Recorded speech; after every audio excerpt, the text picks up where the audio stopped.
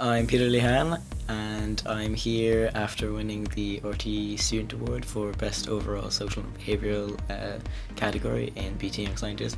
The idea for my project came in English class when we were studying the Hillsborough disaster and a documentary came up, and I saw how people at the match who had witnessed it firsthand changed their perception of the match after seeing biased imagery from especially the Sun newspaper following the event.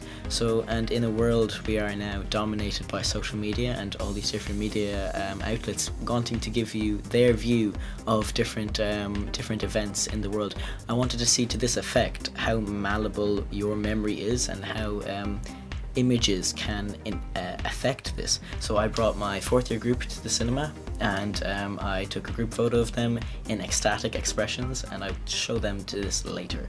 So then, following the film Black 47, I created a survey which tests three main variables: their positivity towards the experience as a whole, so did they find it fun with their friends, did they enjoy going to Mahon Point; the positivity towards the film, so did they like the acting, the cinematography, and their knowledge scores. So I asked them a few fact-based questions to see their recollection.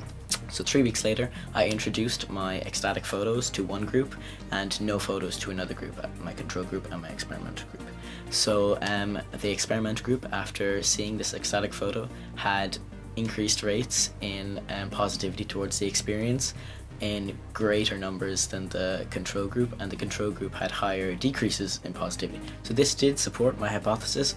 However, it wasn't statistically significant enough to implement it as fact. I wanted to find out more about my information, so I looked at correlations between positivity towards the film and their knowledge scores. So did the content itself, if they enjoyed it, did that affect their learning capabilities? And this was not significant really at all, which surprised me a lot, because I always thought that if you enjoyed the content you would remember it better. And then when I looked at the same correlation between the experience positivity, so did they enjoy what was around them when they were exposed to the information, and their knowledge scores, this was extremely significant.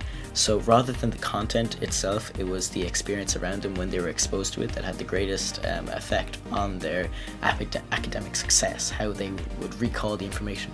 So this was huge. So the main aspect I could implement this on was the education system, where how do we expect students to learn if they're not enjoying the classroom environment when they're exposed to new information?